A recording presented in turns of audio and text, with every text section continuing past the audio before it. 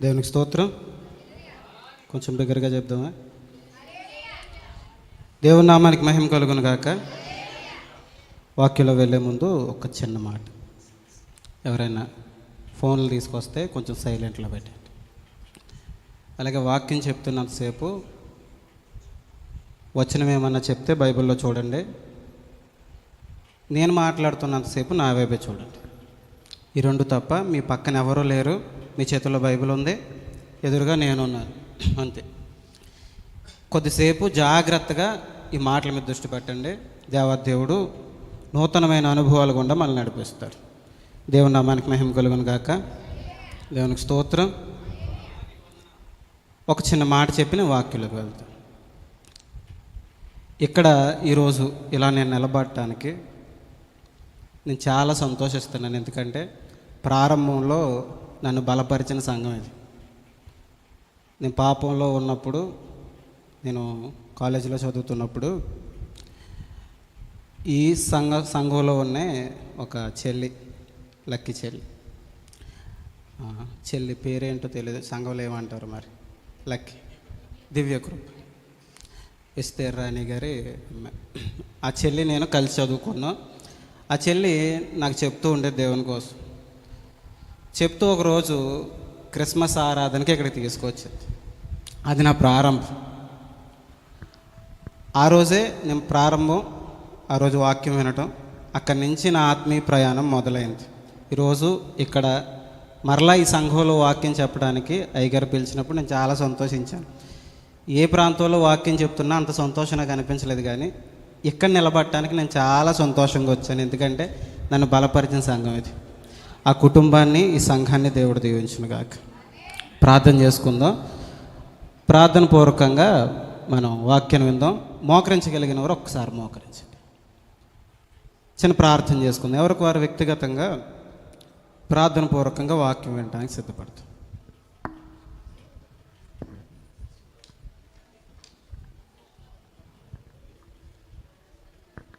ఎవరికి వారు వ్యక్తిగతంగా చిన్న ప్రార్థన చేసుకొని, ప్రభువా మీరు నాతో మాట్లాడండి, నా జీవితానికి అవసరమైన మాటను మీరు తెలియచేయండి అని ఒక్క చిన్న ప్రార్థన చేసుకొని మనం ముందుకెళ్తాం. ప్రార్థన. పరలోకమందున మా తండ్రి, దయ కలిగిన మా దేవ, నీ అతి పవిత్రమైన ప్రశస్తమైన నామానికి వేలాది వందనాలు తండ్రి. తండ్రి దేవ, ఇటు విధంగా ప్రభువా ఈ కూడికల్లో తండ్రి మీరు నన్ను నిలవబెట్టి తండ్రి నీ మాటలు తెలియజేయడానికి మీరు ఇచ్చిన చక్కని సమయాన్ని బట్టి నీకు స్తోత్రాలు ప్రభా. నీ బిడ్డలు తండ్రి నీ మాటలు వినడానికి సిద్ధపడి ఉన్నారు తండ్రి. వారి జీవితాల్లో తండ్రి ఏ మాటలు అయితే అవసరమో వారికి ప్రతి మాటను తండ్రి మీరే మాట్లాడండి. నిలబడిన నేను మాట్లాడటం వల్ల ఎవరికి ఎటువంటి ఉపయోగం లేదు ప్రభా. తండ్రి మీరే సూటిగా స్పష్టంగా మాట్లాడండి. చక్కని తండ్రి వాక్కులు తండ్రి బిడ్డలకు తెలియచేయండి. ఆ మాటల ద్వారా ఈ సంఘంలో నూతనమైన ఉజ్జీవం తండ్రి రగిలింప చేయండి. కృపలో భద్రపరచమని ప్రతి విషయంలో తండ్రి మీ సహాయాన్ని దయచేయమని వేడుకుంటూ, ఆత్మదేవ మీరు మాత్రమే కనిపించండి. నిలబడిన నేను ఎంత మాత్రం కనిపించడానికి వీల్లేదు. సమస్త మహిమ ఘనత మీకే ఆపదిస్తూ చిన్న ప్రార్థన మా ప్రభువును రక్షకుడైన యేసయ్య అడిగి వేడుకున్నాం పరమ తండ్రి, ఆమె. దేవునికి స్తోత్రం. శ్రద్ధగా కొద్ది నిమిషాల పాటు వాక్యం మీద దృష్టి పెడదాం. బైబిల్ చదివే వాళ్ళు కొంచెం తొందరగా చదవండి. లూకా సువార్త 17వ అధ్యాయం. లూకా సువార్త 17వ అధ్యాయం 26వ వచనం నుంచి చదువుకుందాం. చూడండి, ఒకరు చదవండి. నోవాహు దినముల్లో జరిగినట్టు మనుష్య కుమారుని దినముల్లో జరుగును. నోవాహు వాడలోనికి వెళ్ళిన దినము వరకు జనులు తినుచు త్రాగుచు పెండ్లాడుచు పెండ్లికి ఇయ్యబడుచు ఉండరు. ఇటు చూడండి అంతా. ఇక్కడ చదవబడిన మాటల్లో ఒక భక్తిపరుడు కనిపిస్తున్నాడు. ఆ భక్తిపరుడి పేరు నోవాహు. అందరూ బిగ్గరగా నాతో మాట్లాడటానికి, తిరిగి సమాధానం చెప్పడానికి ప్రయత్నించండి. ఆ భక్తుడి పేరేంటి? నోవాహు గారు. ఈ నోవాహు దినాల్లో ఏం జరుగుతుందంటే జనులు ఏం చేస్తున్నారట? తింటున్నారు, తాగుతున్నారు, పెండ్లు చేసుకుంటున్నారట. సడన్గా జలప్రలయం వచ్చింది. వచ్చిన వెంటనే వారంతా ఆ జల ప్రళయంలో చనిపోవటం జరిగింది. ఇది మనకు తెలిసిన విషయమే. నోవహు దినాల్లో జనాలు ఎలాగున్నారంటే తింటున్నారట, తాగుతున్నారట, తిరుగుతున్నారట, పెళ్లి చేసుకుంటున్నారట. ఇది నోవహు కాలం. ఆ నీతిమంతుడు వారి మధ్య ఉన్నంత వరకు బాగానే ఉంది. నీతిమంతుడు ఎప్పుడైతే ఓడలోనికి వెళ్ళాడో అప్పుడు ఏమైందట చెప్పాలి, జలప్రలయం వచ్చింది. ఉగ్రత ఒక్కసారిగా వారి మీద పడిపోయింది. చెప్తూనే ఉన్నాడు, చాలాసార్లు చెప్పాడు. ఎంత చెప్పినప్పటికీ వారు వినలేదు. ఈ వర్తమానాన్ని వినకుండా వారు ఏం చేస్తున్నారట, తింటున్నారట, తాగుతున్నారట, పెళ్ళిళ్ళు చేసుకుంటున్నారట. ఆ కింద మాట చదువుదాం చూడండి, 28వ వచనం. లోతు దినముల్లో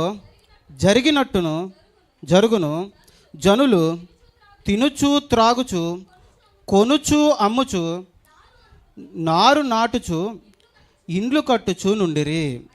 ఇది లోతు దినాలు. జాగ్రత్తగా విందాం. నోవహు దినాల్లో ప్రజలు ఏం చేస్తున్నారట, తింటున్నారు, తాగుతున్నారు, పెండ్లు చేసుకుంటున్నారు. ఇక్కడ లోతు దినాలకు వచ్చేసరికి కూడా అదే చేస్తున్నారట. జనులు తింటున్నారు, త్రాగుతున్నారు, కొనుక్కుంటున్నారట, అమ్ముతున్నారట, నారు నాడుతున్నారు. అంటే వారి వ్యవసాయాలు కార్యక్రమాలు చేసుకుంటున్నారు, ఇండ్లు కట్టుకుంటున్నారట. నోవహు దినాల్లో ప్రజలు ఎలాగున్నారో లోతు దినాలకు వచ్చేసరికి కూడా ప్రజలు అలాగే ఉన్నారట. ఏ మార్పు లేదు. అప్పుడు జలప్రలయం వచ్చి వారిని ముంచేసింది. ఆ తర్వాత కూడా లోతు దినాలకు వచ్చేసరికి కూడా జనాలు అలాగే ఉన్నారట, తింటున్నారట బాగా. జాగ్రత్త వింటాం. తింటున్నారట, రకరకాల వ్యసనాలకు అలవాటు పడిపోయారట, వారి జీవనోపాధుల మీదే దృష్టి పెడుతున్నారట, ఇంక వేరే దృష్టి లేదు. సేమ్ ఈ 2 కాలాల్లో ఏం జరిగిందో యేసుక్రీస్తు వారు వచ్చేటప్పుడు కూడా చెప్పాలి అదే జరుగుతుందట. నోవహు దినాల్లో ఏం జరిగిందో, లోతు దినాల్లో ఏం జరిగిందో యేసుక్రీస్తు వారు రాకడ సమయంలో కూడా అదే జరుగుతుందట. అందరు ఇలా చూస్తూ ఉంటారా? అసలు మీరు పక్కకి బుర్ర తెప్పుకండి, నా వైపు చూడండి. లోతు దినాల్లో ఏం జరిగిందో, నోవహు కాలంలో ఏం జరిగిందో, మనుష్య కుమారు రాకల్లో అంటే యేసుక్రీస్తు వారు 2వ రాకల్లో కూడా అదే జరగబోతుందట. ఏం చేస్తారు ప్రజలు? తింటారు, త్రాగుతారు, తిరుగుతారు, వారికి నచ్చిన పనులన్నీ చేసుకుంటారు, వారి జీవనోపాధుల్లో మునిగిపోతారు. అర్థమవుతుందా? ఇదే చేస్తారట. మరొక మాట చూద్దాం చూడండి, కొరింథీయులకు రాసిన పత్రిక, కొరింథీ సంఘానికి రాసిన మొదటి పత్రిక 10వ అధ్యాయం 6-7 వచనాలు చదువుకుందాం. ఒక్కరు చదవండి. వారు ఆశించిన ప్రకారము మనము చెడ్డవాటిని ఆశింపకుండానట్లు ఈ సంగతులు మనకు దృష్టాంతములుగా ఉన్నవి. జనులు తినుటకును త్రాగుటకును కూర్చుండి ఆడుటకు లేచిరి. సేమ్ ఇదే జరుగుతుంది చూడండి. నోవహు దినాల్లో అదే జరిగింది. జాగ్రత్తగా, నోవహు దినాల్లో అదే జరిగింది, లోతు దినాల్లో కూడా అదే జరుగుతుంది. ఇప్పుడు మోషే గారి కాలానికి వచ్చేసరికి కూడా అదే జరుగుతుంది. మోషే గారు దేవునితో మాట్లాడటానికి కొండ మీదకి వెళ్ళారట. వెళ్ళేసరికి వీళ్ళు ఏం చేస్తున్నారట, వీళ్ళకి నచ్చిన కార్యక్రమాలన్నీ చేసుకుంటూ, దూడబొమ్మని చేసుకుంటూ జనాలు తింటున్నారట, తాగుతున్నారట. తినేసి తాగేసిన తర్వాత ఆడటానికి లేచారట. అర్థమవుతుందా? ప్రజల్లో ఏ మార్పు కనిపించట్లేదు చూడండి. తరాలు మారుతున్నాయి, కాలాలు మారిపోతున్నాయి, ఎన్ని జనరేషన్లు మారుతున్నా ప్రజలు అదే చేస్తున్నారట. ఏం చేస్తున్నారు చెప్పాలి? తింటున్నారు, తాగుతున్నారు, వారికి నచ్చిన కార్యక్రమాలు నారు నాటుతున్నారు, అమ్ముకుంటున్నారు, కొనుక్కుంటున్నారు, వారి వ్యక్తిగతమైన పనులన్నీ చేసుకుంటున్నారు తప్ప ఈ భక్తి పరులైన వారు ఏం చెప్తున్నారో వినట్లేదట. అర్థమవుతుందా? మరొక మాట చూద్దాం చూడండి, యెషయా గ్రంథం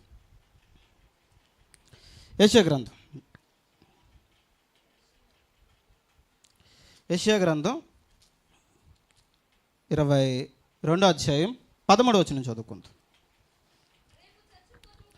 రేపు చచ్చిపోదుం గనక తిందుము తాగుదుము అని చెప్పి ఎడ్లను వధించుచు గొర్రెలను కోయుచు మాంసము తినుచు ద్రాక్షరసం తాగుచు మీరు సంతోషించి ఉత్సహించున్నారు. దేవునికి స్తోత్రాలు చెప్దాం ఒకసారి. జాగ్రత్తగా మాటల మీద దృష్టి పెట్టండి. రేపు చచ్చిపోతాం కాబట్టి ఈరోజు ఏం చేద్దాం అనుకుంటున్నారట వీళ్ళు. ఇప్పుడు గమనించండి, తరతరాలు మారుతున్న ప్రజల ఆలోచన విధానాలు మారట్లేదు చూడండి. ఈ యెషయా గారి కాలానికి వచ్చేసరికి దేవుని ఉగ్రత మీ మీదకు రాబోతుంది, శత్రువులు మన మీద దండయాత్ర చేసి మనల్ని నాశనం చేయబోతున్నారని ప్రవక్త ద్వారా వినిపిస్తున్నా, ఎలాగ రేపు పొద్దున్న చచ్చిపోతాం కదా, దేవుని ఉగ్రత రాబోతుంది కదా, ఈరోజు ఏం చేద్దాం, తినేద్దాం అంటున్నారట. అర్థమవుతుందా? రేపు పొద్దున్న ఎలాగ ఉగ్రత వచ్చేస్తుంది, ఎలాగో చచ్చిపోతాం, మరలా తినటానికి ఉండదు కాబట్టి ఇప్పుడు ఏం చేద్దాం, రేపు ఉగ్రత వచ్చేస్తుంది కాబట్టి ఇప్పుడు మారదామన్నది లేదట. అర్థమవుతుందా? రేపు ఉగ్రత వచ్చేస్తుంది కాబట్టి, దేవుని ఉగ్రత మన మీదకి వస్తుంది కాబట్టి, ఈ శత్రువులు మన మీద దండయాత్ర చేయబోతున్నారు కాబట్టి మారిపోదాం. ప్రవక్తలు చెప్తున్నారు, భక్తిపరులు చెప్తున్నారు, బ్రతుకులు మార్చుకుందామన్న లక్షణం ఎవ్వరికీ లేదట. ఏం తిందామా, ఏం తాగుదామా, ఏం కట్టుకుందామా, ఎలా సంపాదించుకుందాం, ఇదే ఆలోచనలో ఉండిపోయారట. అర్థమవుతుందా? నీతిమంతుడు వారి మధ్య ఉన్నంతసేపు బాగానే ఉన్నారండి. ఎప్పుడైతే నీతిమంతుని దేవుడు పక్కకి తీసుకున్నాడో వాళ్ళ మీదకి ఏమొచ్చింది చెప్పండి, ఏమొచ్చింది అంటే మీరు ఒక్కసారి జాగ్రత్తగా వినండి. నోవహు దినాల్లో, లోతు దినాల్లో, మోషే గారి దినాల్లో, అలాగే యెషయా గారి కాలంలో, ఈ కాలాలన్నీ మనం చూస్తుంటే ప్రజల్లో ఎక్కడ మార్పు కనిపించట్లేదు. ఇదే యేసుక్రీస్తు వారి రెండో రాకడ సమయం, అంటే ఈ సమయంలో కూడా ఇదే జరుగుతుందట. ఎన్ని మాటలు చెప్తున్నా ప్రజలకు బుర్రకి ఎక్కదట. ఎన్ని మాటలు చెప్పనివ్వండి ప్రజలు వినరుగాక వినరట. నోవహు గారు 100 సంవత్సరాలు చెప్తే వినలేదట అండి.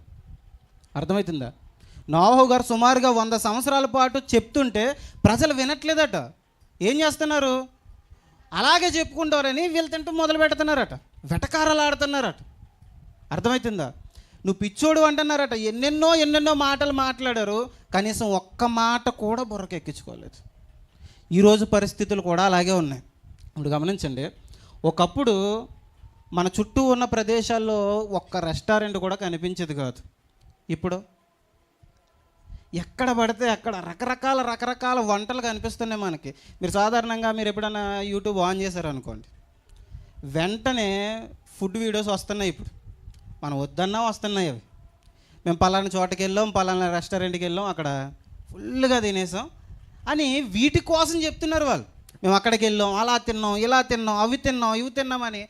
మనం చూసేది కూడా అవే చూస్తున్నాం. చూడండి, మిగతా వాక్యం మీద ఇంట్రెస్ట్ కంటే అవి చూడటం మీద ఇంట్రెస్ట్ మనకు పెరుగుతుందా? ఖచ్చితంగా పెరుగుతుంది. మీ ఫోన్లో ఇప్పుడు చెక్ చేసామనుకోండి, హిస్టరీ చెక్ చేసామనుకోండి, అవే ఉంటాయి. ఏం తిందామా, ఏం తాగుదామా, ఏం ధరించుకుందామా, ఈ ఆలోచనలు పెరిగిపోతాయి. ఎప్పుడంటే ఉగ్రత దగ్గర పడుతున్న సమయంలో ప్రజల ఆలోచన విధానాలు ఇలాగే ఉంటాయట. నాశనం రాబోయే ముందు ప్రజల ఆలోచన విధానాలు ఇలాగే ఉంటాయట. మనుషుల్లో ఏమాత్రం మార్పు కనిపించట్లేదు. ఇప్పుడు ఆలోచించండి, తినటం తప్ప, తాగడం తప్ప? తప్పు కాదు. ఒకటి మరిచిపోయి చేస్తే మాత్రం ఖచ్చితంగా తప్పు. తినడం తప్పు కాదు, తాగడం తప్పు కాదు, నారు నాటడం తప్పు కాదు, నువ్వు నీ వ్యక్తిగతమైన పనులు చేసుకోవడం తప్పేమీ కాదు, నీ పని చేసుకోవడం తప్పు కాదు. కానీ నువ్వు ఒకటి పక్కన పెట్టి ఒకటి మరిచిపోయి నువ్వు నీ పని మీదే దృష్టి పెడతా తప్పు. నువ్వు ఒకటి మరిచిపోయి నీ తిండి మీద మాత్రమే దృష్టి పెడితే తప్పు. ఏంటంటే అది ఒక ఉగ్రత రాబోతుంది, ఉగ్రత దినం దగ్గర పడబోతుందన్న సంగతి నువ్వు గ్రహించకుండా నీ వ్యక్తిగతమైన విషయాల మీద ఆధారపడిపోయి వాటి మీదే ఉండిపోవడం చాలా పెద్ద తప్పు. ఆ రోజుల్లో నోవహు గారి దినాల్లో జలప్రలయం వచ్చింది, లోతు గారి దినాల్లో ఏమొచ్చింది, అగ్నిగంధకాలు కురిచాయి. ఈరోజు యేసుక్రీస్తు వారి రెండో రాకడ రాబోతుంది. అర్థం చేసుకోండి, యేసుక్రీస్తు వారి రెండో రాక రాబోతుంది. ఉగ్రత దగ్గరలోనే ఉంది. ఇప్పుడు మనం చెయ్యాల్సిన పని ఏంటంటే ఏం చేయాలట, మాటల మీద దృష్టి పెట్టాలి. దేవుని మాటల మీద దృష్టి పెట్టాలి. పదే పదే మనకి రాకడ కోసం వినబడుతుందంటే ఏంటి అర్థం చెప్పండి. ఇప్పుడు ఒక విషయాన్ని పదే తండ్రి పిల్లలకు చెప్తున్నాడు అనుకోండి, దాని అర్థం ఏంటి, ఆ విషయంలో జాగ్రత్త పడండి అని. ఇప్పుడు పదే ఒక విషయాన్ని చెప్తున్నారంటే ఆ విషయంలో జాగ్రత్త పడమని. ఇప్పుడు పదే సేవకుల నోట రాకడ కోసం వినబడుతుందంటే అర్థం ఏంటి చెప్పండి, రాకడ తొందరలోనే రాబోతుందని. ఉగ్రత దగ్గరలోనే ఉంది, మీరు సరి చేసుకోండి అంటే ప్రజలు ఏం చేస్తున్నారంటే సువార్తను కనీసం అంగీకరించకుండా చేస్తున్న పనులు వారి వ్యక్తిగతమైన విషయాల మీద ఆధారపడిపోతున్నారు. తినడం, తాగడం, తిరగడం, పెళ్లి చేసుకోవడం, ఇలాంటి వాటి మీద ఉండిపోతున్నారట. ఆ రోజుల్లో ఏం జరిగిందో ఇప్పటికీ అదే జరుగుతుంది. ఎన్ని జనరేషన్లు మారినా ఏం మారట్లేదు చెప్పండి? ఆలోచన విధానాలు మాత్రం మారట్లేదు. మీకు ఒక మాట చూపిస్తాను చూడండి. తెస్సలోనిక పత్రిక,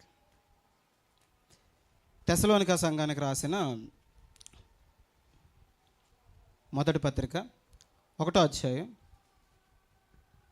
10వ వచనం చదువుతాం. 1:10. మీ యొద్ద మాకు ఎట్టి ప్రవేశము కలిగెను, అక్కడ జనులు మమ్మను గూర్చి తెలియజెప్పుచున్నారు, మరియు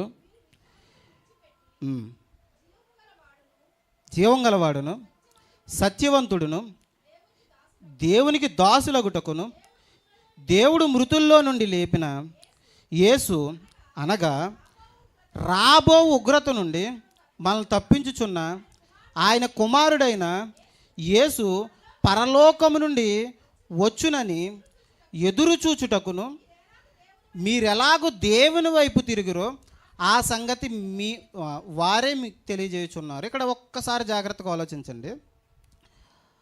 దేవుడు మృతుల్లో నుంచి లేపిన, రెండో మాట చూడండి, దేవుడు మృతుల్లో నుంచి లేపిన యేసు అనగా రాబోవు ఉగ్రత నుండి మనల్ని తప్పించుచున్న ఆయన కుమారుడైన యేసు. దేవుడు మృతుల్లో నుంచి లేపిన యేసు అనగా మీకు స్పష్టంగా తెలియాలంటే రాబోయే ఉగ్రత నుంచి మనల్ని తప్పించే ఆయన కుమారుడు. రాబోయే ఉగ్రత ఒకటి ఉందట. ఆ ఉగ్రత నుంచి తప్పించబడాలంటే ఎవరు తప్పిస్తారట చెప్పాలి? యేసుక్రీస్తు వారు మాత్రమే తప్పిస్తారట. యేసుక్రీస్తు వారు అని చెప్పి అక్కడితో ఆపలేదు. ఏం చెప్తున్నారు? రాబోయే ఉగ్రత నుంచి తప్పించే దేవుని కుమారుడు ఆయనే. ఆయన్ని అంగీకరిస్తే తప్ప నువ్వు దేని నుంచి తప్పించబడు చెప్పాలి? ఉగ్రత నుంచి తప్పించబడు. ఆయన మాటలు వినిపిస్తున్నప్పుడు శ్రద్ధగా వాటి మీద దృష్టి పెట్టాలి. అర్థమవుతుందా? ఈ ఉగ్రత దగ్గరలోనే ఉంది అనడానికి మనం కొన్ని సూచనలు చూసాం. ప్రజలు ఆలోచన విధానాలు ఎప్పుడు తిండి మీదే ఉంటాయి, ప్రజల ఆలోచన విధానాలు ఎప్పుడు త్రాగటం మీదే ఉంటాయి, వ్యక్తిగతమైన పనుల మీదే ఉంటాయి. ఇలా ప్రజలందరూ ఇలా కనిపిస్తున్నారంటే విశ్వాసికి వెంటనే అర్థమైపోవాలి ఉగ్రత దగ్గరలోనే ఉంది. ఈ ఉగ్రత నుంచి తప్పించేది ఎవరట చెప్పాలి? యేసుక్రీస్తు వారు. ఆయన్ని అంగీకరించడం ద్వారానే ఆ ఉగ్రత నుంచి మనం తప్పించబడగలం. ఈరోజు ఇక్కడ ఎంతమంది యేసుక్రీస్తు వారిని అంగీకరించిన వారు ఉన్నారో నాకు తెలియదు, కానీ ఒక్కసారి జాగ్రత్తగా వినండి. యేసుక్రీస్తు వారిని అంగీకరించిన మనం వేటి నుంచి తప్పించబడతామట చెప్పాలి? ఉగ్రత నుంచి తప్పించబడబోయే ఒక సేఫ్ జోన్లోకి మనం వచ్చాం. అర్థమవుతుందా? ఆయన ఎప్పుడైతే మనం అంగీకరించామో అంగీకరించిన నాడు మన పాపాలను ఆయన కడిగాడు, పాపాల నుంచి విడిపించి నీతిమంతులుగా తీర్చిదిద్దాడట. ఎలాగా చెప్పాలి? అందరూ ఒకసారి నోరుతే చెప్పండి. దేనివల్ల అయ్యో నీతిమంతులుగా? మనం ఆయన రక్తంలో కడగబట్టం వల్ల. చెప్పండి ఇలా, ఆయన రక్తంలో కడగబట్టం వల్ల మనం నీతిమంతులం అయ్యామాట. ఒక్కసారి జాగ్రత్తగా మాట చదువుదాం చూడండి. రోమిలికి రాసిన పత్రిక, రోమిలికి రాసిన పత్రిక 3వ అధ్యాయం, రోమిలికి రాసిన పత్రిక 3వ అధ్యాయం 22వ వచనం చదువుదాం. అది యేసుక్రీస్తునందలి విశ్వాస మూలమైనదే, నమ్మువారందరికీ కలుగు దేవుని నీతి అయి ఉన్నది, ఏ భేదం లేదు. అందరూ పాపం చేసి దేవుడు అనుగ్రహించే మహిమను పొందలేకపోతున్నారు. ఏంటట? అందరూ పాపం చేసి ఏం పొందలేకపోతున్నారట? దేవుడు అనుగ్రహించే మహిమను పొందలేకపోతుండేనట. 24వ వచనం. కాబట్టి నమ్మువారు ఆయన కృపచేతనే క్రీస్తు యేసునందలి విమోచన ద్వారా ఉచితముగా నీతిమంతులని తీర్చబడుతున్నారు. ఎలా నీతిమంతులమయ్యామాట? మనం ఆయన్ని అంగీకరించడం ద్వారా, ఆయన మనల్ని విడిపించడం ద్వారా ఉచితంగా నీతిమంతులం అయ్యామాట. ఇప్పుడు యేసుక్రీస్తు వారిని అంగీకరించి బాప్తిసం పొందిన వారు ఎంతమంది ఉన్నారో ఒక్కసారి చేతులు ఎత్తండి. నేను యేసుక్రీస్తు వారిని అంగీకరించి బాప్తిసం తీసుకున్నాను అన్న వాళ్ళు ఒకసారి చేతుల పైకి ఎత్తండి. ఉచితంగా మనం ఏమయ్యాం? అలాగే చేతులు ఉంచండి. ఉచితంగా మనం ఏమయ్యాం? కొంచెం గట్టిగా చెప్పండి. ఉచితంగా మనం నీతిమంతులం అయ్యాం. ఎలా నీతిమంతులం అయ్యాం? ఆయన రక్తంలో కడగబట్టడం ద్వారా మనం నీతిమంతులయ్యాం. ఎప్పుడైతే ఆయన్ని నమ్మామో, ఆయన్ని నమ్మడం ద్వారా మనం నీతిమంతులుగా తీర్చబడుతున్నాం. ఈ ప్రజలంతా ఈ వ్యక్తిగతమైన విషయాల మీద దృష్టి పెడుతున్నారు. గమనించండి, ఈ ఉగ్రత నుంచి తప్పించబడాలి అని అంటే ఒక వ్యక్తి వ్యక్తిగతమైన విషయాల మీద దృష్టి పెడుతున్నాడు. ఈ సమాజం తిండి మీద, తిరగడం మీద, తాగడం మీద దృష్టి పెడుతుందంటే ఉగ్రత దగ్గరలో ఉందని అర్థం. జాగ్రత్తగా అర్థం చేసుకోండి. ప్రజలందరూ తిండి మీద, తాగడం మీద, తిరగడం మీద దృష్టి పెడుతున్నారంటే ఉగ్రత దగ్గరలో ఉందని అర్థం. ఈ ఉగ్రత నుంచి తప్పించేది ఎవరు? యేసుక్రీస్తు వారు. ఆ యేసుక్రీస్తు వారిని ఒకానొక రోజు మనం అంగీకరించాం. అలా అంగీకరించడం ద్వారా మనం ఏమయ్యాం? నీతిమంతులుగా అయ్యాం. ఇప్పుడు ఉగ్రత నుంచి మనం ఏమయ్యామట? తప్పించబడి ఒక సేఫ్ జోన్లోకి వచ్చేసామట. అందుని బట్టి దేవునికి ఒకసారి బిగ్గరగా స్తోత్రాలు చెప్పండి. కొంచెం బిగ్గరగా. మనల్ని నీతిమంతులుగా ఆయన మార్చాడు. ఒక సేఫ్ జోన్లోనికి, ఆ రక్షణ మార్గంలోనికి ఆయన మనల్ని నడిపించాడు. అర్థమవుతుందా? ఇంకా ఈ మాటలు వినబడుతున్న వాళ్ళు, ఇక్కడ ఉన్న వాళ్ళు ఎవరైనా ఒకవేళ బాప్తిస్మలోనికి అడుగు పెట్టకపోతే, ఆ రక్షణ మార్గంలోనికి రాకపోతే తొందరగా ఆ రక్షణ మార్గంలోనికి రండి. ఎందుకంటే ఉగ్రత చాలా అంటే చాలా దగ్గరలో ఉంది. మీకు ఒక చిన్న మాట చెప్తా, జాగ్రత్తగా. ఇప్పుడు ఒక వ్యక్తికి హార్ట్ ఆపరేషన్ జరుగుతుంది, ఒక గంటలో జరుగుతుంది అనుకోండి. గుండె ఆపరేషన్ జరగబోతుంది. ఇప్పుడు గంటలో ఆపరేషన్ ఉంది. ఈ ఆపరేషన్ జరిగిన తర్వాత మరలా బిర్యానీ తినటానికి ఉంటుందో లేదో అని ఆలోచించండి. బిర్యానీ తింటాకు ఉంటుందో లేదని ఆ హాస్పిటల్ బెడ్ మీద ఉన్న వ్యక్తి పక్క వ్యక్తిని పిలిచి, ఈ దగ్గరలో మంచి రెస్టారెంట్ ఎక్కడ ఉంటుంది, మంచి బిర్యానీ ఎక్కడ దొరుకుతుంది, కొంచెం తీసుకురావా అన్నాడు అనుకోండి. ఎలా ఉంటుంది చెప్పండి? అర్థమవుతుందా? ఇప్పుడు సిచ్యువేషన్ ఎలా ఉందంటే అదే సిచ్యువేషను. నీకు కొద్దిసేపట్లో ఆపరేషన్ జరగబోతుంది, బతుకుతావో బతకవో తెలియదు, ఏమవుతుందో తెలియదు. నీకు మరణం దగ్గరగా ఉన్నప్పుడు తింటానంటున్నావేంటి? ఉగ్రత దగ్గర పడిపోతున్నప్పుడు తిరుగుతానంటున్నావేంటి? నీ దృష్టి అంటే దేని మీద ఉండాలి? ఈ ఉగ్రత నుంచి నేను ఎలా తప్పించబడాలని అని ఉండాలి తప్ప నువ్వు తింటానంటున్నావేంటి, తాగుతానంటున్నావేంటి, తిరుగుతానంటున్నావేంటి? ఈ వ్యక్తిగతమైన పనులేంటి? అర్థమవుతుందా? వీటి మీద మాత్రమే దృష్టి పెడుతున్నావేంటి? అసలు విషయం ఏంటి? అర్జెంటుగా నువ్వు ఎక్కడి నుంచి తప్పించబడాలి? ఉగ్రత నుంచి తప్పించబడాలి. ఇక్కడ ఈ విషయం మీద దృష్టి పెట్టకుండా మిగతా విషయాల మీద దృష్టి ఏంటి? అర్థమవుతుందా?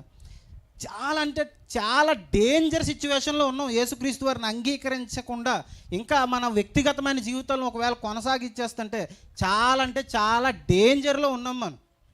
ఉగ్రత దగ్గరలోనే ఉంది. ఆయన మనల్ని ఏం చేస్తాడట? ఉగ్రత నుంచి తప్పిస్తాడట. ఎలా తప్పిస్తాడో? ఉచితంగా నీతిమంతులు. ఉచితంగా ఏమవుతున్నమాట? జస్ట్ ఆయన నమ్మటం ద్వారా నీతిమంతులు అవుతున్నమాట. అర్థమవుతుందా? జస్ట్ ఆయన నమ్మటం ద్వారా నీతిమంతులు అవుతున్నాం. ఇప్పుడు మనం ఏమయ్యామండి చెప్పాలి? ఇప్పుడు మనం ఏమయ్యాం? నీతిమంతులుగా ఆయన మనల్ని తీర్చాడు. నేను నీతిమంతుని, లేకపోతే నేను నీతిమంతురాలని అని ఒకసారి గుండెల మీద చేసుకుని చెప్పండి. చెప్పండి, పర్లేదు. ఇది మన వల్ల వచ్చింది కాదు. ఎవరిచ్చారు? ఈసారి చెప్పండి, నేను నీతిమంతుణ్ణి అని చెప్పండి. ఇక్కడ ఉన్న వాళ్ళంతా అలా చూస్తున్నారా? చెప్పండి. ఇది ఆయన రక్తం వల్ల వచ్చింది. ఇప్పుడు గమనించండి, ఆయన రక్తం వలన మనం నీతిమంతులుగా తీర్చబడ్డాం. ఆయన ఉచితమైన కృపచేత మనల్ని ఆయన రక్షించుకున్నారు. ఆ ఉగ్రత నుంచి తప్పించి ఒక చక్కని సేఫ్ జోన్లో మనల్ని పడేశారు. ఇప్పుడు మనమంతా నీతిమంతులుగా తీర్చబడ్డాం. ఈ నీతిమంతుని జీవితం ఎలా ఉండాలి? అర్థమవుతుందా? ఇప్పుడు మనమంతా నీతిమంతులం అయ్యామండి. ఎలా నీతిమంతులం అయ్యాం? మీరు చెప్పాలి, చెప్పకపోతే కుదరదు. ఆయన రక్తం వల్ల నీతిమంతులం అయ్యాం. ఆయన రక్తం వల్ల మనమంతా నీతిమంతులం అయ్యాం కదా. ఈ నీతిమంతుని జీవితం ఎలా ఉండాలి? ఎలా ఈ నీతిమంతుడు నడిపించబడాలి? ఇప్పుడు పాపంలో కొట్టుమిట్లాడుతున్న మనల్ని ఆయన రక్తం చేత ఉచితంగా నమ్మటం వల్ల ఆయన రక్షించి మనల్ని ఈ సంఘంలో పెట్టారండి. సంఘం అనేది ఆయన రక్తం ద్వారా మనకి అనుగ్రహించబడింది. ఆయన రక్తం ఇచ్చి కొన్న సంఘం ఇది. ఇప్పుడు ఈ నీతిమంతులుగా సంఘంలో కూర్చున్న మనం, ఆయన మాటలు వింటున్న మనం ఎలా మనం తర్వాత జీవితాన్ని కొనసాగించాలి? ఇది ప్రాముఖ్యం. అప్పుడు ఎప్పుడో నేను బాప్తిసం తీసేసుకున్నాను, నేను రక్షించబడిపోయాను, నేను నీతిమంతుని అయిపోయాను, ఇప్పుడు ఎలా ఉన్నా పర్లేదా? కాదు. ఈ నీతిమంతుని కొనసాగింపు ఎలా ఉండాలి? మనం నీతిమంతులం కదండి. ఈ నీతిమంతుని కొనసాగింపు ఎలా ఉండాలో ఒక్కసారి ఆలోచిద్దాం. చూడండి, ఒక మాట చూద్దాం. రోమిలికి రాసిన పత్రిక రోమిలికి రాసిన పత్రిక, రోమిలికి రాసిన పత్రిక 1వ అధ్యాయం, రోమిలికి రాసిన పత్రిక 1వ అధ్యాయం 17వ వచనం చూద్దాం. ఎందుకనినా నీతిమంతుడు విశ్వాస మూలంగా జీవించునని వ్రాయబడిన ప్రకారం. సరిపోతుంది. నీతిమంతుడు ఎలా జీవించాలట? విశ్వాస మూలంగా. ఇప్పుడు మనమంతా ఎవరు? ఎలా నీతిమంతులమయ్యాం? ఈ నీతిమంతులమైన మనం ఎలా నడిపించబడాలట? నీతిమంతుడు విశ్వాసం వల్ల జీవిస్తాడట. ఒక నీతిమంతుడు ఎలా బతుకుతాడంటే విశ్వాసం వల్ల బతుకుతాడట. నీతిమంతులం ఎలాగయ్యామో మనం చూసాం. ఇప్పుడు నీతిమంతుడు విశ్వాసం వల్ల జీవిస్తాడట. అసలు విశ్వాసం వల్ల జీవించడం అంటే ఏంటి? విశ్వాసం ఎలా వస్తుంది? ఆ మాట చూద్దాం. చూడండి, రోమిలికి రాసిన పత్రిక, రోమిలికి రాసిన పత్రిక 10వ అధ్యాయం 17వ వచనం చూద్దాం. 10-17. కాగా వినుట వలన విశ్వాసము కలుగును, వినుట క్రీస్తును గూర్చిన మాట వల్ల కలుగుతుంది. ఎలా వస్తుందట విశ్వాసం? చెప్పాలి. వినుట వలన విశ్వాసం వస్తుందట. ఏ మాటలు వింటే? క్రీస్తును గూర్చిన మాటలు వింటే. ఇప్పుడు జాగ్రత్తగా వినండి. నీతిమంతుడు ఎలా జీవిస్తాడు? విశ్వాసం వల్ల జీవిస్తాడు. ఇప్పుడు విశ్వాసం కలగాలంటే ఏం చేయాలి? వినాలి. ఏ మాటలు వినాలి?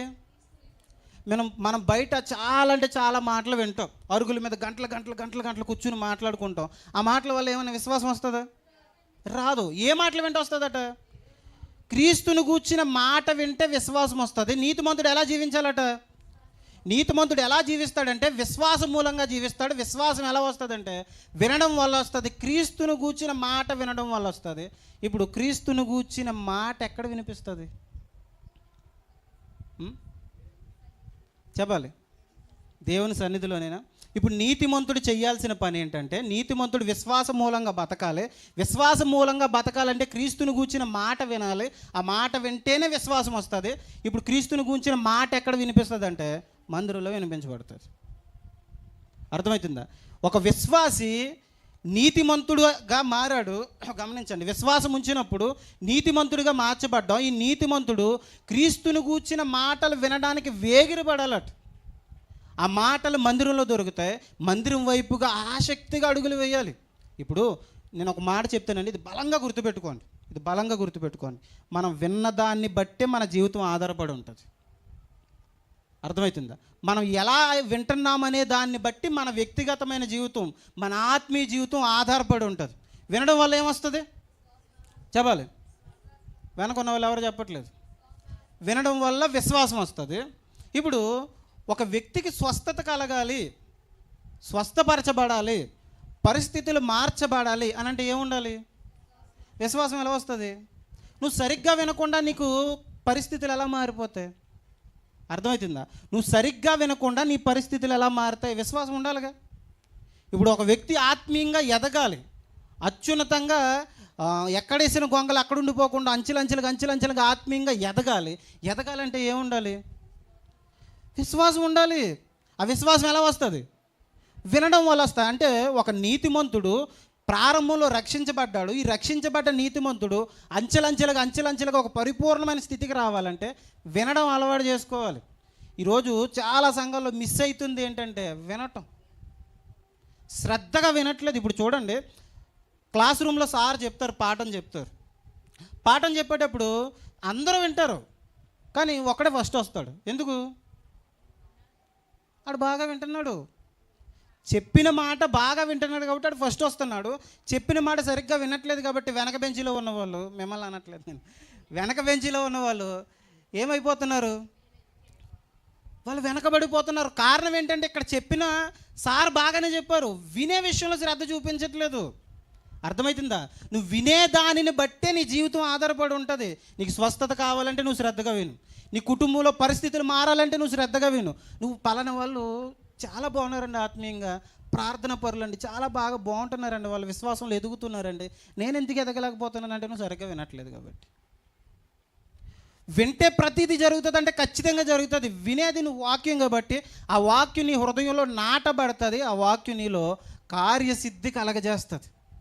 ఈ మధ్య పదే పదే దేవుడు నా నోట ఇదే మాట ఉంచుతున్నాడు. వినడంలో చాలా లోపం కనిపిస్తుందండి ప్రతి ఒక్కరిలో. విశ్వాసపు జీవితాలు ఎదగకపోవటానికి కారణం ఏంటంటే వినడంలో లోపం. ఇప్పుడు మీకు ఒక చిన్న మాట చెప్తాను. ఒక రోజు నేను వాక్యం చెప్తుంటే ఒక చోట ఒక విశ్వాసి వాక్యం వింటున్నారు. వాక్యం వింటూ వింటూ పాపం చాలా వింటున్నారు. వినడానికి ట్రై చేశారు. విన్నారు. నిద్ర ఆపుకోలేకపోయారు. నిద్ర ఆపుకోలేక ఆవిడ చేసిన పని ఏంటంటే ముసుగు కొంచెం ఎదరకలాగారు. ఎందుకు? పడుకోవటానికి. ముసుగు కొంచెం ఎదరకలాగేశారండి. ఇంకా పాపం ట్రై చేశారు, చాలా ట్రై చేశారు. విన్నారు. ఇంకా అవ్వలేదు. ముసుగు అలా ఎదరకలాగేశారు, పడుకున్నారు. అలా ఏమనుకుంటాం మనం? ప్రార్థన చేస్తున్నారు అనుకుంటాం కదా. ఇప్పుడు గమనించండి, వినే విషయంలో శ్రద్ధ చూపించాలి. ప్రభువు నీ జీవితాన్ని మార్చాలని, నీ జీవితంలో ఏదైనా సమస్య ఉందనుకోండి, ఎలా పరిష్కారం అవుతుంది? ఇప్పుడు గమనించండి, ఈ వారం రోజుల్లో నీ కుటుంబంలో ఏదో గందరగోళం జరిగింది. ఈ గందరగోళం జరుగుతున్నప్పుడు ఈ గందరగోళం నుంచి బయటికి రావటానికి ప్రభువు ఇక్కడ నీకు అవసరమైన మాటలు చెప్తాడు. ఈ మాటలు మానేసి నువ్వు బయట గింజుకుపోతున్నావు అనుకోండి, పరిష్కారం ఎక్కడుంటే బయట ఏం చేస్తున్నావు? అర్థమవుతుందా? నీ కుటుంబంలో వచ్చే సమస్యకి పరిష్కారం ఇక్కడ ప్రభు చెప్తుంటే నువ్వు బయట ఏంటి నీ సొంత ప్రయత్నాలు చేస్తున్నావు? నీ సమస్య నుంచి బయటికి రావడం నువ్వు ఎంత సొంత ప్రయత్నాలు చేసినా నీ వల్ల అవ్వదు. పరిష్కారం ఇక్కడ ప్రభువు చెప్తున్నాడు, వచ్చి కూర్చుని విను. అర్థమవుతుందా? ఇక్కడ వచ్చి కూర్చుని వింటే నీకు ఎలా ఆ సమస్య నుంచి బయటికి రావాలి, ఈ సమస్యలో ఎలా ధైర్యాన్ని పొందుకోవాలి. ఈ ధైర్యం ప్రభు వాక్యం మాత్రం ఇస్తుంది. మనుషుల మాటలు మనల్ని గందరగోళం చేసేస్తాయి. మనం మనుషుల మాటల మీద మాత్రమే లక్ష్యం ఉంచుతాం. వారి మాటల మీద ఎంత మాత్రం లక్ష్యం ఉంచకూడదు. ఎప్పుడైతే మనుషుల మాటల మీద లక్ష్యం ఉంచుతామో గందరగోళ పరిస్థితులు వస్తాయి. ప్రభు మాట వినటానికి కూర్చుంటామో ఖచ్చితంగా మన జీవితాలకి ఒక విశ్రాంతి వస్తుంది. మీకు ఒక చిన్న సందర్భం చెప్తాను, జాగ్రత్తగా. యేసుక్రీస్తు వారు ఒకానొక రోజు ఒక ఇంటికి వెళ్ళారు. ఆ ఇంట్లో ఇద్దరు అక్కా చెల్లెలు ఉన్నారు. ఎవరన్నా చెప్తారా? మరియా, మార్త. ప్రభువారు వాక్యం చెప్తున్నారట. ప్రభువారు వాక్యం చెప్తుంటే ఒక ఆవిడ చాలా గందరగోళం అయిపోతుంది. ఎందుకు? ప్రభువారికి ఏమన్నా పెడదామని, ఏదన్నా చేద్దామని అటు ఇటు తిరిగేసి ఇంకా ఆవిడకి పనిలో ఒక ప్రభువారి దగ్గరికి వచ్చి, ప్రభువా నీకు చింత లేదా అని అన్నదట. ఎవరిని? ప్రభువునే. ఎందుకు? పనులు అవ్వట్లేదు. నువ్వు సొంతంగా వాక్యం వినబడుతున్న సమయంలో నువ్వెంత గింజుకున్నా నీ పని అవ్వదు. అర్థమవుతుందా? ఇక్కడ వాక్యం వినబడుతున్నప్పుడు వాక్యం దగ్గర కూర్చుంటే, ఇప్పుడు ఉదయం నుంచి సాయంత్రం వరకు వినిపిస్తుంది వాక్యం? లేదు కదా. రోజంతా ఆదివారం అంతా వినిపిస్తుందా? లేదు. వినబడుతున్న కొద్దిసేపు అక్కడ కూర్చుంటే ఆ తర్వాత ఆవిడ గందరగోళ పడినట్టుగా గందరగోళం ఉండదు. అర్థమవుతుందా? విన్న కాసేపు, వినిపిస్తున్న కాసేపు అక్కడ శ్రద్ధగా కూర్చో. ఏ బాధ లేకుండా మరీ గారు అలా కూర్చుని వింటున్నారంటండి. ఉత్తమమైన దానిని ఎన్నుకుంది ఆవిడ. అర్థమవుతుందా? ఉత్తమమైన దానిని ఎన్నుకుని ప్రభు వాక్యం మీద దృష్టి పెట్టింది ఆవిడ. ఆ ప్రభు వాక్యం మీద దృష్టి పెట్టింది కాబట్టి నెమ్మదిగా ఉంది. వాక్యం మీద దృష్టి లేదు, పనుల మీద దృష్టి పెట్టారు. ఏమైంది? గందరగోళం. అర్థమవుతుందా? వాక్యం వినబడుతున్నంతసేపు వాక్యం మీద మాత్రమే దృష్టి, ఇంక దృష్టి ఎక్కడికి వెళ్ళకూడదు. ఏ పని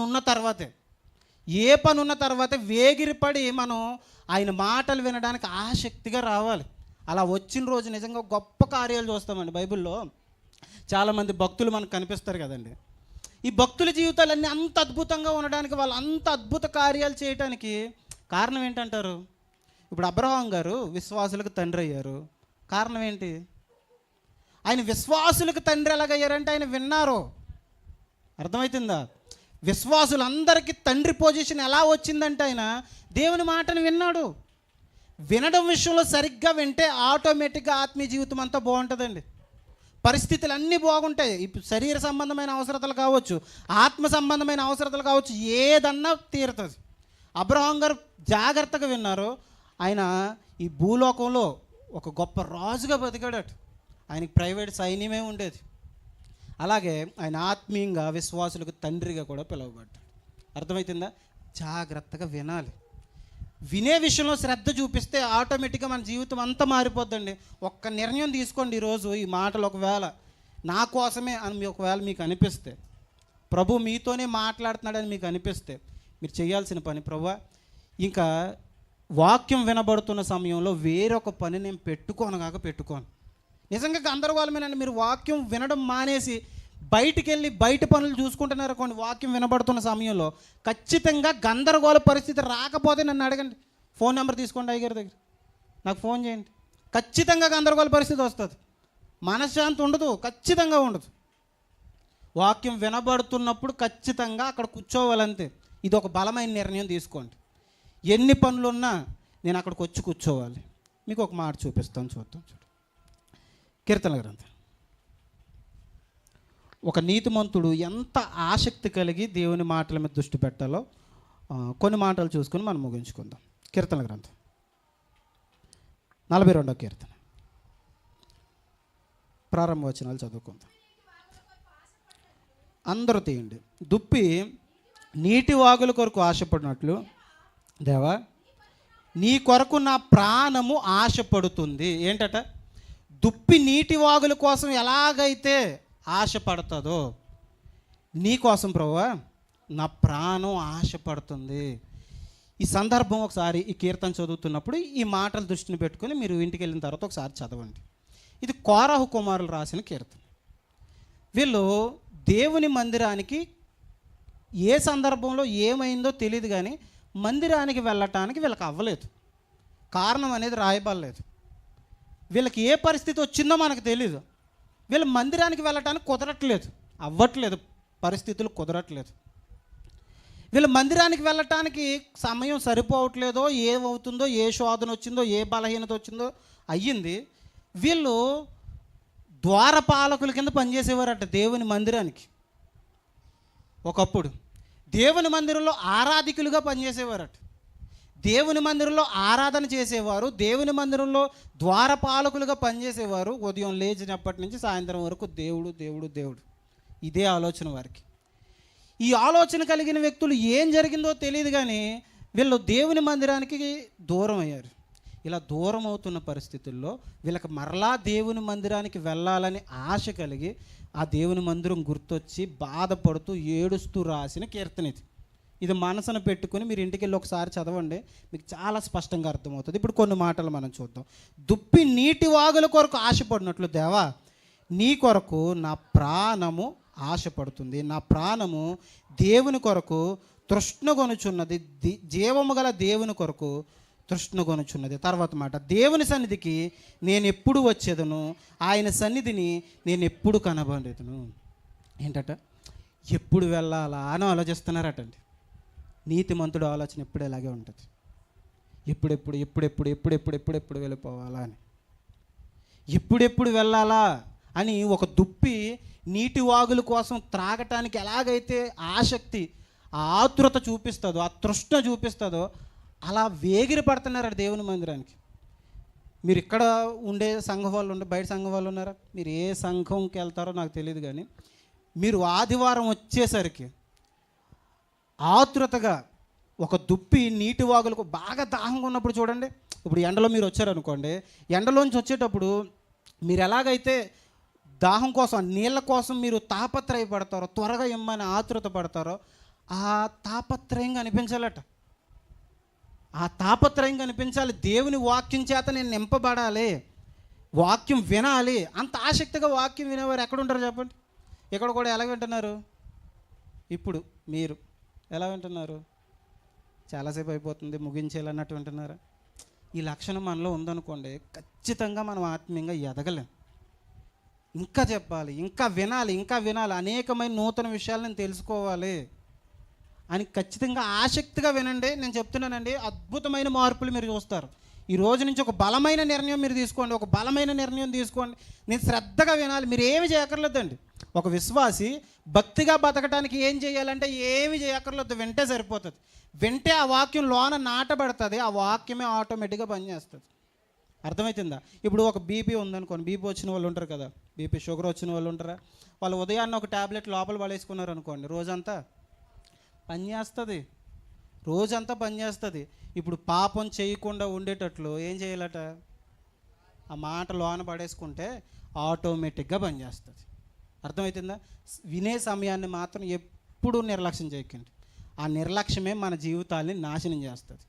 వెళ్దాంలే వెళ్దాంలే వెళ్దాంలే వెళ్దాంలే చూద్దాంలే, ఈ లక్షణం మనలో ఉండటానికి వీల్లేదు. ఇక్కడ భక్తులు మాట్లాడుతున్న మాట ఏంటంటే, నేను ఎప్పుడు వెళ్ళాలి, ఎప్పుడెప్పుడు వెళ్ళిపోదాం అని అనుకుంటున్నారట.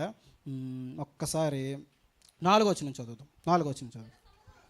జనసమూహంలో పండుగ చేయుచున్న సమూహముతో నేను వెళ్ళిన సంగతిని సంతోషము కలిగి స్తోత్రములు చెల్లించుచు నేను దేవుని మందిరమునకు వారిని నడిపించిన సంగతి జ్ఞాపకం చేసుకొనగా నా ప్రాణము నాలో కరిగిపోచున్నది. ఏంటట? ఈ కోరాహు కుమారులు కీర్తన రాసిన వారు ఎవరైతే ఉన్నారో వీళ్ళు కొంతమందిని దేవుని మందిరానికి నడిపించారట, కొంతమందిని దేవుని మందిరం వైపుగా నడిపించారట. నడిపించిన వీళ్ళ ఇప్పుడు వెళ్ళటానికి పరిస్థితులు కుదరట్లేదు. ఒకప్పుడు అనేకుల్ని దేవుని మందిరం వైపుగా నడిపించిన వాళ్ళు ఇప్పుడు వెళ్ళట్లేదట. అర్థమవుతుంది? ఒకప్పుడు దేవుని మందిరం వైపుగా వాళ్ళకి ఏ పరిస్థితి జరిగిందో, వాళ్ళు ఎందుకు మానేశారో తెలియదు. ఈ కీర్తన మీరు ఎక్కడ వెతికినా, ఏ పుస్తకాలు వెతికినా ఎందుకు వీళ్ళు ఆ పరిస్థితి వచ్చిందో ఎక్కడ రాయబాలేదు. ఇప్పుడు గమనించండి, వాళ్ళకి ఏ పరిస్థితి వచ్చిందో తెలియదు, వాళ్ళు వెళ్ళలేకపోతున్నారు. ఒకప్పుడు నేనే అనేకుల్ని తీసుకెళ్ళేవాడిని, ఒకప్పుడు నేనే మందిరానికి అనేకులు నడిపించేవాడిని, ఇప్పుడు నాకే వెళ్ళటానికి కుదరట్లేదేంటి అని ఇంటి దగ్గర కూర్చొని ఏడుస్తున్నారట. వాళ్ళు ఎక్కడికి వెళ్ళబోతున్నారని అర్థమవుతుందా? దేవుని మందిరానికి వెళ్ళలేకపోతున్నామని కూర్చుని ఏడుస్తున్నారట. అప్పుడు గమనించండి, నీతిమంతుడు ఆలోచనలన్నీ ఇలాగే ఉంటాయండి. నీతిమంతుడు ఆలోచన అంతా ఎక్కడ తిరుగుతుందంటే మందిరం మందిరం మందిరం మందిరం మందిరం అంటే తిరుగుతుంది. మందిరం తప్పించుకుని నీతిమంతుడు ఎప్పుడు తిరగకూడదు. మనమంతా ఎవరని చెప్పండి, చెప్పాలి. ఈ నీతిమంతుడు కొనసాగింపు ఎలాగ ఉండాలి? విశ్వాసం మూలంగా కొనసాగాలి. నీతిమంతుడు విశ్వాసం మూలంగా జీవిస్తాడు. ఆయన మాట ప్రకారం వెళ్ళిపోతాడు అంతే. ఎలా నడవాలి, ఎలా మాట్లాడాలి, ఎలా ఈ సమస్య నుంచి బయటపడాలి, ప్రతిదీ ఆయన చెప్తాడు. ఆ మాటను బట్టి ముందుకు వెళ్ళిపోవటం, ఇది కొనసాగింపు. ఒకప్పుడు మనం రక్షించబడ్డాం, ఈ రక్షించబడ్డ మన కొనసాగింపు కూడా ముఖ్యం. అర్థమవుతుందా? ఇంత విలువైన రక్షణ ఎంత మాత్రం నిర్లక్ష్యం చేయకండి. ఉగ్రత చాలా దగ్గరలో ఉంది. ఇంత గొప్ప రక్షణ నిర్లక్ష్యం చేస్తే మనల్ని ఎవరు తప్పిస్తారు? అర్థమవుతుందా? ఆ రక్షించే దేవుని మాటల మీదే మనకు దృష్టి లేకపోతే, ఈ విశ్వాసపు కొనసాగింపు వాక్యం మీద మాత్రమే ఉంటే, నువ్వు వినే దాని మీద మాత్రమే విశ్వాసపు కొనసాగింపు ఉంటే, వినటానికి నిర్లక్ష్యం వస్తే ఎలాగా? వినటానికి ఆసక్తి చూపించకపోతే ఎలాగా? అర్థమవుతుందా? నీ కొనసాగింపు అంతా వాక్యం మీదే ఉంది. నువ్వు వినడం బట్టి మాత్రమే నీ కొనసాగింపు ఆధారపడి ఉంటుంది. ఇప్పుడు బలమైన నిర్ణయం తీసుకోండి. మోకరించగలిగిన వారు ఒక్కసారి మోకరించండి. మోకరించండి, మోకరించండి. చిన్న ప్రార్థన చేసుకుందాం. మోకరించండి. మోకరించగలిగిన ప్రతి ఒక్కరు మోకరించండి. చిన్న ప్రార్థన చేసుకుందాం వ్యక్తిగతంగా కొద్ది నిమిషాలు ఎవరికి వారు. ఈ 3 దినాల పాటు మనకి సేవకుల ద్వారా చాలా వర్తమానాలు వినబడబోతున్నాయి. వినేదాన్ని బట్టే మన జీవితం ఆధారపడి ఉంటుందని మనం తెలుసుకున్నాం. మనం ఏదైతే వింటామో దానిని బట్టే మన జీవితం. ఒక్కసారి దేవునికి మాటిద్దాం. దేవునికి మాటిద్దాం. ప్రభా, నీ మాటలు నేను సరిగ్గా వినట్లేదు ప్రభా. ఈ లోకపు పనుల మీద నేను ఆసక్తి చూపిస్తున్నాను, కానీ నీ సన్నిధి మీద నేను ఆసక్తి చూపించట్లేదు. ఒకప్పుడు నేను అలా ఉండేవాని కాదు. ఒకప్పుడు నేను అనేకుల్ని నీ సన్నిధి వైపుగా నడిపించేవాడిని. ఇప్పుడు నాకే రావటానికి కుదరట్లేదు. ఈ ఐహిక విచారాల వల్ల, ఈ పనుల భారం వల్ల ప్రభా, నీ సన్నిధిని నేను నిర్లక్ష్యం చేశాను ప్రభా, నన్ను క్షమించండి. ఈ కొనసాగింపు నా వల్ల అవ్వట్లేదు ప్రభా, మీరే సహాయం దయచేయండి అని ప్రార్థన చేద్దాం. ఎవరికి వారు వ్యక్తిగతంగా ప్రార్థన చేద్దాం. కొద్ది నిమిషాలు దయచేసి నోరు తెరిచి ప్రార్థన చేద్దామా? ప్రార్థన చేద్దాం. మీరు వినేదాన్ని బట్టే మీ వ్యక్తిగతమైన జీవితం, మీ ఆత్మీయ జీవితం ఆధారపడి ఉంటుంది. ప్రార్థన చేసుకుందాం. ప్రతి ఒక్కరూ ఆసక్తి కలిగి ప్రార్థన చేద్దాం. ఆయన సన్నిధానంలో సంపూర్ణమైన సంతోషం. ప్రార్థన చేసుకుందాం. ఎవరికి వారు వ్యక్తిగతం. దయచేసి హృదయపూర్వకంగా ప్రార్థించండి. అలా మౌనంగా ఉండిపోకండి. నేను మోకరించగలను అనుకునే ప్రతి ఒక్కరు ఒక్కసారి మోకరించండి.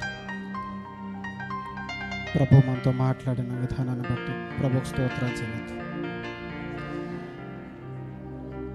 నీ సన్నిధానములో సంపూర్ణ సంతోషం, ఆరాధించుకునే విలువైన అవకాశం. నీ సన్నిధానములో సంపూర్ణ సంతోషం, ఆరాధించుకునే విలువైన అవకాశం. కోల్పోయినవన్నీ నాకు ఇచ్చుటకును, బాధల నుండి బ్రతికించుటకును. కోల్పోయినవన్నీ నాకు ఇచ్చుటకును, బాధల నుండి బ్రతికించుటకును. నీవే రాకపోతే నేనేమైపోదు, నీవే రాకపోతే నేనేమైపోతును. పాడదామంతా. నేనుండాలేనయ్యా, నే బ్రతుకాలేనయ్యా, నేనుండాలేనయ్యా, నే బ్రతుకాలేనయ్యా. నీవే లేకుండా నేనుండాలేన, నీ తోడే లేకుండా నే బ్రతుకాలేనయ్యా. రాజా నీ సన్నిధిలోనే ఉంటా. పాడదాం. ఆరాధిస్తూ బ్రతికేస్తానయ్యా, రాజా నీ సన్నిధిలోనే ఉంటానయ్యా. మనసారా ఆరాధిస్తూ బ్రతికేస్తానయ్యా. ఒంటరి పోరు నన్ను విసిగించిన మనుషులెల్లరూ నన్ను తప్పు పట్టిన. ఒంటరి పోరు నన్ను విసిగించిన మనుషులెల్లరూ నన్ను తప్పు పట్టిన. ఒంటరి వాడే వెయ్యి మంది అన్నావు, నేనున్నానులే భయపడకు అన్నావు. ఒంటరి వాడే వెయ్యి మంది అన్నావు, నేనున్నానులే భయపడకు అన్నావు. నేనంటే నీకు ఎంత ప్రేమ యేసయ్యా, నేనంటే నీకు ఎంత ప్రేమ. నేనుండాలేనయ్యా, నే బ్రతుకాలేనయ్యా, నేనుండాలేనయ్యా, నే బ్రతుకాలేనయ్యా. నీవే లేకుండా నేనుండాలేనయ్యా, నీ తోడే లేకుండా నే బ్రతుకాలేనయ్యా. నీవే లేకుండా నేనుండాలేనయ్యా, నీ తోడే లేకుండా నే బ్రతుకాలేనయ్యా.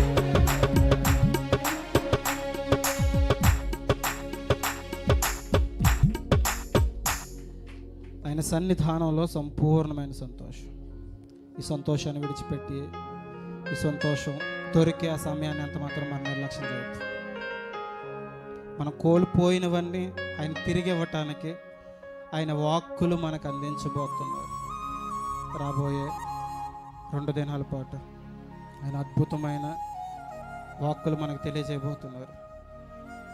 మన ప్రతి సమస్యకు ఒక అద్భుతమైన పరిష్కారాన్ని ఆయన ఇవ్వబోతున్నాడు. ఆయన సన్నిధానంలో కోల్పోయిన ప్రతీదీ ఆయన మరలా మనకి ఇవ్వబోతున్నాడు. నువ్వేదైతే కోల్పోయావో ఆ ప్రతీదీ ప్రభునామములో మనకు అనుగ్రహించబడును గాక. ఖచ్చితంగా ఆయన అనుగ్రహిస్తాడు. విశ్వాసం కలిగి ప్రార్థన చేయి. ఒక్కసారి ప్రార్థన చేయి. శ్రద్ధగా వింటే ఖచ్చితంగా గొప్ప మేలులు పొందుకుంటాం. వినే విషయంలో ఆసక్తి చూపిద్దాం. మన జీవితాలను అద్భుతంగా మార్చుకుందాం. చిన్న ప్రార్థన చేయండి. పరలోక మందున మా తండ్రి, దయ కలిగిన ప్రభా, ఇటు విధంగా ప్రభా నీ వాక్కులు మాకు తెలియజేసిన రీతిని బట్టి నీకు స్తోత్రాలు. అవును ప్రభా, ఈ సమాజం అంతా ఏమి తిందామో, ఏమి తాగుదామో, ఏం ధరించుకుందామో, ఎలా సంపాదించుకుందామో అంటే తిరుగుతున్న సమయంలో ప్రభా సువార్తను వినకుండా, నీ మాటలు ఎంత వినిపిస్తున్న ప్రభా కనీసం దృష్టి పెట్టకుండా నశించిన పోతున్న వారు ఎంతోమంది ఉన్నారు ప్రభా. ఉగ్రత దగ్గర పడుతుందని కనీసం గ్రహించకుండా ఎన్ని మాటలు చెప్తున్నా వినలేని వారు ఎంతోమంది ఉన్నారు ప్రభా. నీ రక్తంలో కడగబడిన మేము ప్రభా తండ్రి నీ మాటలు విని రక్షించబడ్డాం తండ్రి. మా కొనసాగింపు జీవితంలో తండ్రి ఆ ఉగ్రతకు దగ్గరలో ఉన్న వారందరినీ రక్షించాల్సింది పోయి, ఆ ఉగ్రతలో ఉన్నవారందరికీ చెప్పాల్సింది పోయి ప్రభా మా జీవితంలోనే నిర్లక్ష్యం వస్తుంది. మా జీవితాల్లోనే గందరగోళ పరిస్థితులు, మా జీవితంలోనే ప్రభా నీ వాక్యాన్ని వినలేని పరిస్థితులు. నీ వాక్యాన్ని వినకపోతే మా జీవితంలో కొనసాగింపు ఎలా ఉంటుంది? మా విశ్వాసపు జీవితాన్ని మేము సక్రమంగా కొనసాగించలేకపోతున్నాం ప్రభా. సహాయంగా ఇచ్చేయండి, కృప చూపించండి. అనేకులకు చెప్పాల్సిన మేము నిర్లక్ష్య పడిపోవటానికి వీల్లేదు. అనేకుల్ని బలపరచాల్సిన మేము నిర్లక్ష్య పడిపోవటానికి వీల్లేదు. అనేకులు నీ వైపుగా నడిపించాల్సిన మేమే ప్రభా నీ సన్నిధిగా అడుగులు వేయకుండా ఆగిపోవటానికి వీల్లేదు. ఆ రోజు కోరహు కుమారులు ఎంత అయితే బాధపడ్డారో తండ్రి నీ సన్నిధి వైపుగా అడుగులు వేయటానికి ప్రభా అలాంటి ఆసక్తిని ప్రతి ఒక్కరిలో పుట్టించండి. అలాంటి ఆసక్తి ప్రతి ఒక్కరి హృదయంలో ఈ క్షణమే పుట్టునుగా కానీ ప్రార్థన చేస్తున్నాం.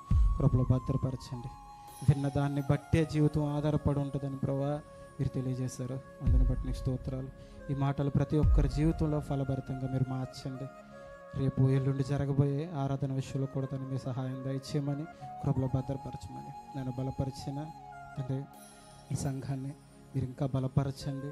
గొప్ప తండ్రి ఆశీర్వాదాలు తండ్రి ఈ సంఘానికి తండ్రి మీరు అందించమని వేడుకుంటూ కృపలో భద్రపరచమని వేడుకుంటూ ఈ చిన్న ప్రార్థన మా ప్రభువును రక్షకుడైన యేసయ్య పేరిట అడిగి వేడుకుంటున్నాం పరమ తండ్రి. అందరికీ వందనాలు.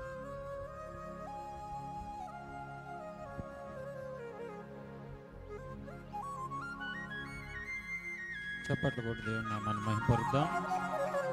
దేవునికి స్తోత్రం. హల్లెలూయా. రెండు చేతుల పైకి దేవునికి స్తోత్రం చెప్దాం.